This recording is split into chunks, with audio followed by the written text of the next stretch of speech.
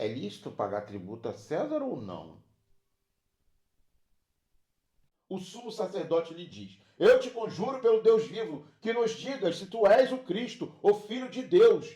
Respondeu-lhe Jesus: Tu dissestes. Entretanto, eu vos declaro que desde agora vereis o Filho do Homem assentado à direita do Todo-Poderoso e vindo sobre as nuvens do céu. Então o sumo sacerdote rasgou as suas vestes, dizendo: Blasfemou! Que necessidade mais temos de testemunhas? Eis que ouvistes agora a blasfêmia. Que vos parece? Responderam-lhe eles: É réu de morte.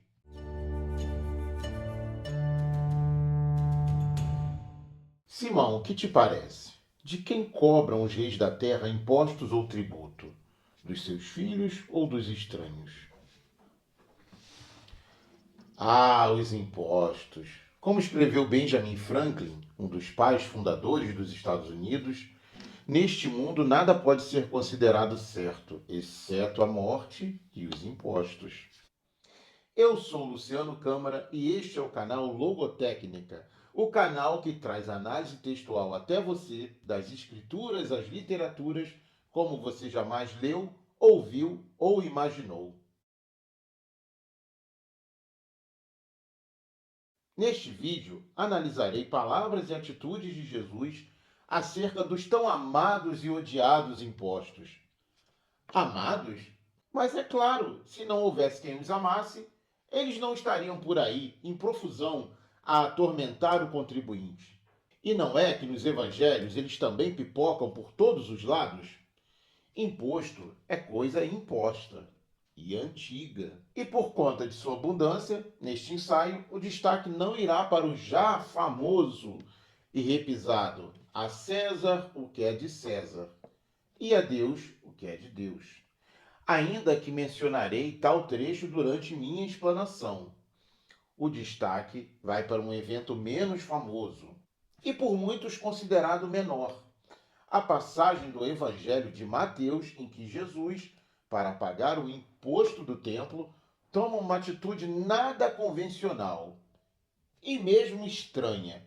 Veremos que este episódio é muito mais relevante e a atitude de Jesus muito mais profunda. Ela é muito mais profunda do que tem se apercebido o senso comum. O Evangelho de Mateus, não por acaso um publicano, um resgatado auditor fiscal do Império Romano, figura um episódio sobre impostos sem paralelo nos demais evangelhos. O trecho é curto, contando com apenas 4 versículos em sua extensão, 24 a 27 do capítulo 17.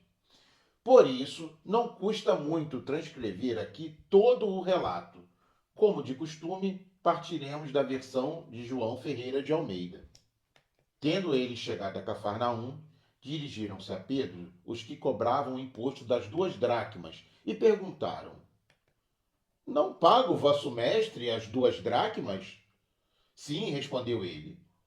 Ao entrar Pedro em casa, Jesus se lhe antecipou, dizendo: Simão, que te parece? De quem cobram os reis da terra impostos ou tributo? Dos filhos ou dos estranhos? Respondendo-lhe Pedro: Dos estranhos. Jesus lhe disse: Logo estão isentos os filhos. Mas, para que não os escandalizemos, vai ao mar, lança o anzol, e o primeiro peixe que fisgar, tira-o, e abrindo-lhe a boca, acharás um estáter. Toma-o e entrega-lhes por mim e por ti. As demais versões que costumo utilizar em minhas análises, a Bíblia King James e Frederico Lourenço, não apresentam diferenças relevantes em relação à versão de Ferreira de Almeida. A única exceção é que Lourenço nos apoia mais uma vez com a limpidez de sua tradução. Ele deixa claro que as pessoas que abordam Pedro são cobradores do imposto do templo. Por sinal, esse é um detalhe muito relevante. Essa taxa do templo, da religião judaica, possui raízes no longínquo capítulo 30 do Êxodo e se mantinha na ativa na época de Jesus. Nos tempos de Moisés, ela era cobrada de todos os que passassem dos 20 anos de idade, por ocasião do recenseamento, e era paga para o resgate de si próprio. Isso pode soar como uma espécie de venda das indulgências avant la lettre, mas não devemos nos esquecer de que todo sacrifício e a necessidade de observação de uma infinidade de regras pelo povo de Deus no Velho Testamento, sob a ótica posterior do cristianismo, apontam para o sacrifício definitivo de Jesus. Esse sacrifício propiciará o único e suficiente resgate necessário ao ser humano, invariavelmente falho e imperfeito. Antes da vinda de Jesus, a obediência, mais até do que o sacrificar, figurava no local da atual graça divina. Podemos verificar este conceito de obediência sobre o sacrifício na célebre passagem do primeiro livro de Samuel. No versículo 22 do capítulo 15, em que o profeta repreende a Saul, primeiro rei de Israel, assim está escrito: Tem porventura o Senhor tanto prazer em holocaustos e sacrifícios, quanto em que se obedeça a sua palavra? Eis que o obedecer é melhor do que o sacrificar, e o atender melhor do que a gordura dos carneiros. Com a vinda de Jesus e seu sacrifício, que se deu em obediência aos desígnios do Pai, a remissão humana passa a contar com a graça, mas sem suprimir a obediência. Ainda que tenhamos por excluídos os sacrifícios pessoais e cerimoniais, não estamos diante de uma graça irrestrita. Assim afirma Jesus no Evangelho de João, capítulo 14, versículos 23 e 24. Quem me ama, guardará a minha palavra, e meu Pai o amará, e viremos para ele, e faremos nele morada. Ao passo que, quem não me ama, não guarda as minhas palavras. E a palavra que estás ouvindo não é minha, mas do Pai que me enviou. Dito isto, vamos dar uma passada nos valores do imposto do templo.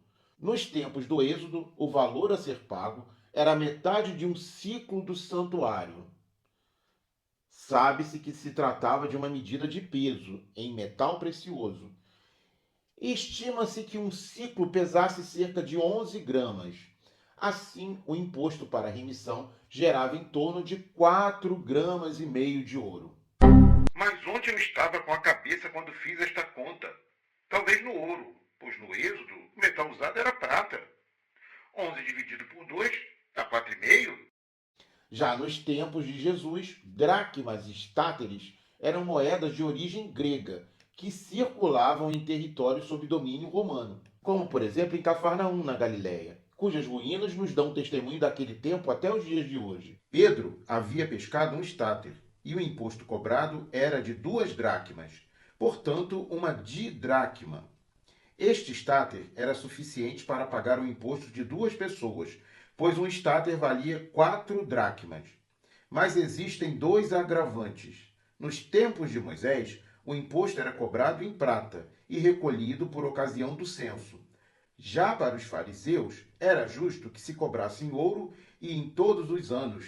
Este foi um grande, porém necessário parênteses, pois as considerações de Jesus a Pedro sobre o imposto passam necessariamente pelas ideias de sacrifício, graça e obediência. Passaremos então à análise cuidadosa do texto, que é o objetivo deste vídeo e a função deste canal. Comecemos com 2 comentários dissonantes acerca do trecho que reporta a pescaria de Pedro. O primeiro comentário se encontra na tradução de João Ferreira de Almeida e, nitidamente de cunho religioso, destaca a superioridade de Cristo e do templo que está construindo, a igreja, em relação ao templo físico, cuja função seria apenas apontar para a igreja de Cristo.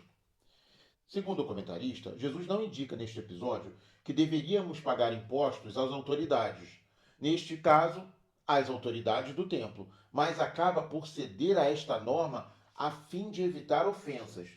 Alguns capítulos adiante, Jesus proferirá a famosa frase: Dai, pois, a César o que é de César, e a Deus o que é de Deus. Esta frase é utilizada por muitos para justificar a certeza dos impostos nesta vida. A exemplo de Benjamin Franklin. Acontece que todo texto com qualidades literárias possui camadas que um dogmático não se permitirá apreender. E o tesouro literário, que são as palavras de Jesus, apresenta obliquidades que não se deixam perceber ou desvendar sem uma segunda, terceira ou quarta leituras. Ao analista sério e honesto, cabe também a disposição em refletir e pesquisar reflexões de outros que se debruçaram sobre o tema. Isto sem falar dos elementos espiritual e metafísico que envolvem composições como a Bíblia Sagrada. Tudo nos levaria a crer que Jesus recomendou que se pague os odiosos impostos. Ainda assim, uma das acusações que lhe fizeram foi de incentivo à sonegação. No Evangelho de Lucas, no versículo 2 do capítulo 23, assim está relatado. E ali passaram a acusá-lo, dizendo: encontramos este homem pervertendo a nossa nação, vedando pagar tributo a César e afirmando ser ele o Cristo, o Rei. Ué, mas ao contrário da acusação, parece que Jesus havia recomendado o pagamento dos tributos. Porém, a questão não é tão simples e clara assim. Mas antes de complicá-la, passemos ao segundo comentário, escrito por Frederico Lourenço. Para quem não o conhece, Frederico não é um religioso, ele é um erudito, ex-católico, especialista em línguas e literaturas clássicas, especialmente o grego. Diante da ordem de Jesus a Pedro de pescar o dinheiro para o imposto, Lourenço apresenta uma relação irritada em seu comentário. Um comentário que vem de alguém que não consegue esconder o incômodo nítido com algo que lhe parece uma interpolação descarada, imposta sabe-se lá por quem, com sabe-se lá qual intenção. Frederico levanta a acusação, mas não se preocupa em esmiuçar esta possibilidade. Eu fiquei estarrecido quando li esse comentário pela primeira vez, pois ele destoa de seus demais comentários, mesmo quando emite um comentário negativo, seja em qual sentido for. Me vejo estarrecido ainda hoje, mesmo depois de lê-lo dezenas de vezes. Vale a pena transcrevê-lo na totalidade. E se você se sentir incomodado, saiba que não está sozinho. Estes versículos sobre o pagamento do imposto devido ao templo não encontram paralelo nos demais evangelhos. O milagre em si, Jesus manda Pedro jogar o anzol e o peixe vem com o dinheiro no seu interior, pertence ao mundo do folclore e dos contos de fadas, e causa estranheza pelo fato de ser o único milagre relatado nos 4 evangelhos no qual Jesus age em benefício próprio. Mas como assim? Essas considerações se parecem com um questionamento que faz o descrente sobre como os filhos de Adão e Eva encontraram suas esposas, uma vez que não há relato bíblico explicando a criação ou o aparecimento de outros humanos além do casal primordial. Esse questionamento sobre como se multiplicou o ser humano pode ser justo, e muitos estudiosos se detiveram e continuam a se deter sobre esse assunto. A incoerência desse questionamento se dá pelo fato de se referir a um acontecimento relatado no 4º capítulo do Gênesis, já depois da sequência vertiginosa de acontecimentos miraculosos relatada nos 3 capítulos anteriores. Ora, o Gênesis começa com o seguinte versículo: no princípio criou Deus os céus e a terra. Desde as primeiras palavras, o narrador não esconde de ninguém do que se trata a sua narrativa. Se trata de um livro em que Deus tem poder absoluto para criar e fazer o que bem entender. Aquele que faz questionamentos sobre a plausibilidade de algo encontrado em qualquer um dos livros que compõem a Bíblia Sagrada, após ler o seu primeiro versículo, certamente está envolto em uma autoilusão, pois esse primeiro versículo do primeiro capítulo do primeiro livro esclarece muito bem do que se trata a narrativa.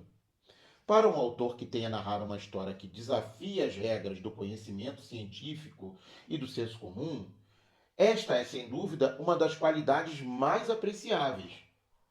Franz Kafka, contista e romancista judeu austro-húngaro, demonstrou muito bem esta qualidade, sendo honesto com seu público ao começar sua obra-prima, A Metamorfose, da seguinte maneira: quando certa noite Gregor Samsa acordou de sonhos intranquilos, encontrou-se em sua cama metamorfoseado num inseto monstruoso. Ante uma afirmação inicial extraordinária, seja no campo da ficção fantástica, seja diante de uma escritura sagrada, cabe ao leitor continuar ou não sua leitura. Mas, caso decida por continuá-la, é espantoso que ele se sinta enganado pelo teor da narrativa. É estranho não questionar os demais milagres praticados por Jesus, como, por exemplo, curas, ressurreições e multiplicações de pães e de peixes, e se assombrar e qualificar o milagre da moeda na boca do peixe como bizarro e mambembe. Creio que a pesca de Pedro esteja ligada à mensagem por trás do ocorrido, e a mensagem é superior à pescaria. Em primeiro lugar, o que vemos é que Pedro, assim como Jesus, não haviam pago o imposto do templo. Caso houvessem pago, Pedro, ao ser questionado pelos que cobravam o imposto, simplesmente comprovaria o pagamento e pronto. Não haveria conversa entre Pedro e Jesus. Foi necessário que houvesse o questionamento por parte dos cobradores, ou seja, não haveria pagamento sem a cobrança. Portanto, não foi um pagamento espontâneo. Disse há alguns parágrafos que Cristo recomenda o pagamento dos tributos, mas no caso da pesca do estáter, o pagamento foi feito para que não escandalizemos os cobradores, como disse Jesus. Essa conclusão se baseia nas próprias palavras anteriores de Jesus. Logo estão isentos os filhos. Ora, quem são os filhos? E por que os filhos estão isentos? Diferentemente de algumas linhas interpretativas, percebo não apenas Jesus como filho, mas incluiria Pedro entre eles. Meu argumento será apresentado daqui 1 ou 2 minutos. Jesus, apesar de contar com o suporte de homens e mulheres de posses entre seus discípulos, não recorreu ao capital de ninguém para cumprir aquela lei e não escandalizar os cobradores. Jesus recorreu a um milagre para satisfazer a lei e os cobradores. Na maior parte de seu ministério, Jesus recomenda àqueles que foram agraciados com seus milagres para mantê-los em segredo. Jesus se afasta ou é afastado de lugares para evitar confrontos desnecessários. Jesus sabe que tem uma missão a cumprir e sabe também que não deve agir de forma a abreviar seu tempo, dificultando o cumprimento de sua missão. Apenas quando já está próximo o desfecho de sua missão, ele entra triunfalmente em Jerusalém, pois sabia que, exposto em Jerusalém, o incômodo que causaria aos maiorais do farisaísmo vigente se tornaria insustentável. Para Jesus, não haveria motivos para colocar Pedro no meio de uma rixa com os cobradores de impostos. Mas ele também acha que o imposto não era devido pelos filhos. Afinal, quem estava de posse da administração do templo naqueles dias? Sempre que aparecia uma oportunidade, Jesus questionava e aplicava descomposturas aos seus contemporâneos religiosos, que haviam tomado de assalto a religião de seus ancestrais. Nas condições em que a religião estava sendo conduzida naqueles dias pelos fariseus, não haveria a menor chance de se considerar justo aquele imposto. Ainda mais em se tratando dos filhos, dos discípulos de Jesus. O imposto seria pago, mas não sairia do bolso de ninguém. O imposto seria pago, mas não sairia do bolso de ninguém. Em segundo lugar, o fato de a moeda ter vindo da boca de um peixe possui alguma relevância no ocorrido. Pedro era um pescador. Assim, Jesus lhe dá a missão mais simples que ele pudesse executar, não lhe exigindo esforço algum, fortalecendo a ideia de que se está pagando, mas sem ônus, um imposto indevido, ou, no mínimo, imoral. A Pedro bastou crer em Jesus e executar uma tarefa que para ele era simplória. Portanto, ele está entre os filhos, pois caso Jesus o considerasse um estranho, ele não lhe daria essa moral. Mas esta não foi mais uma das ocasiões em que Jesus puxou a orelha de Pedro. Ao contrário, Pedro foi protegido por Jesus. O peixe também simboliza o cristianismo, provavelmente pela sua simplicidade iconográfica. No início do cristianismo, em tempos de perseguição total, para se certificar de que seu interlocutor era também um cristão, desenhava-se um arco no chão, assim como quem não quer nada. se a outra pessoa desenhasse um outro arco, de modo que se fizesse uma silhueta de um peixe, um poderia confiar no outro. Dentro dessa simbologia, podemos deduzir que o peixe contém a moeda porque o Cristo é maior do que o tempo físico e, consequentemente, a renda e os impostos, uma vez que qualquer imposto precisa ser sequestrado de uma renda. Mas antes de passarmos para o terceiro ponto, devemos ter em conta que Jesus, ou o cristianismo, não é o peixe. Estamos falando de simbologia. A confusão entre um acontecimento e o que o simboliza leva frequentemente a uma terceira coisa, uma fusão entre a coisa e a metáfora. Mas este é um assunto para outro ensaio. Por fim, e em terceiro lugar, deve-se notar que Jesus não toca na moeda pescada por Pedro, nem se incumbe de quitar a dívida junto à administração do templo, a cargo de fariseus e herodianos.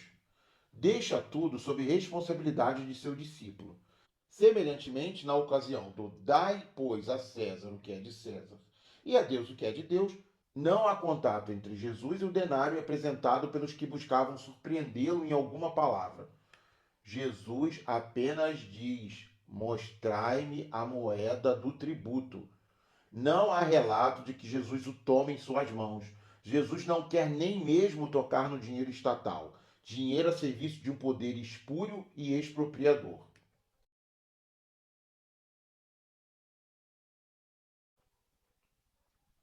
Alguns poderiam contra-argumentar, citando em seu favor e em favor de César, o capítulo 13 da carta de Paulo aos Romanos. Versículo 1. Todo homem esteja sujeito às autoridades superiores, porque não há autoridade que não proceda de Deus, e as autoridades que existem foram por ele instituídas. Entretanto, Paulo, nos versículos seguintes, nos dá informações do que se espera de uma autoridade.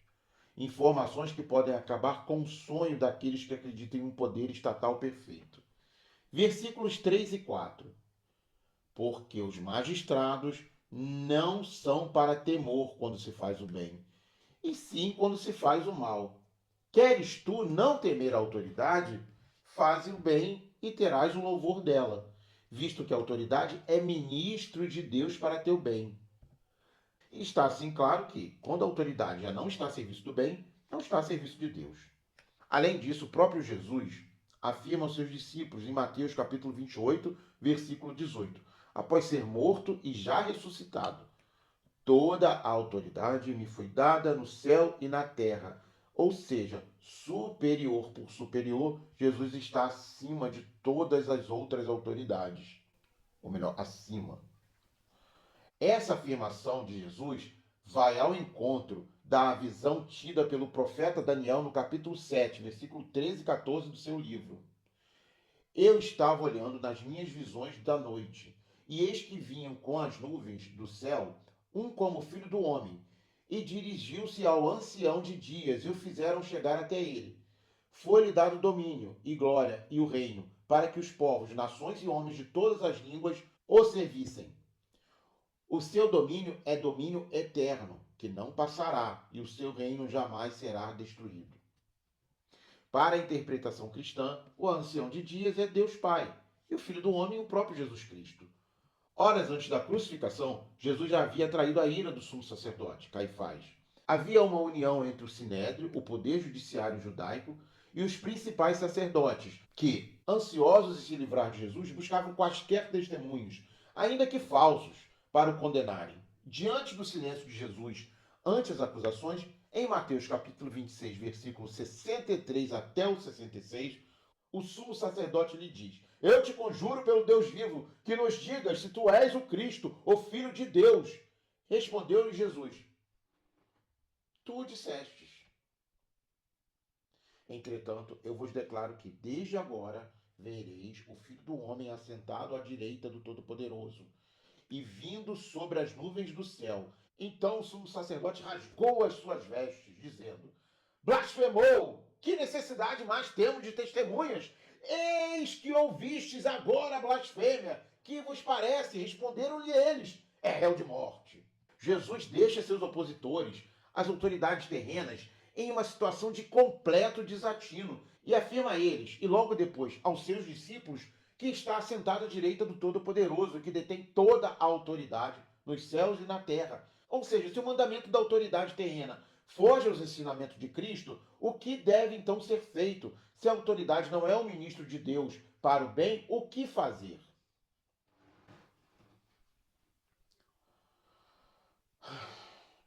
Uma vez que o mundo inteiro jaz no maligno, como está escrito na primeira carta do apóstolo João, é preciso ter cautela. Jesus alertou seus apóstolos em Mateus capítulo 10, versículo 16, que os envia como ovelhas para o meio de lobos. O próprio Jesus fora cauteloso durante quase toda a sua missão.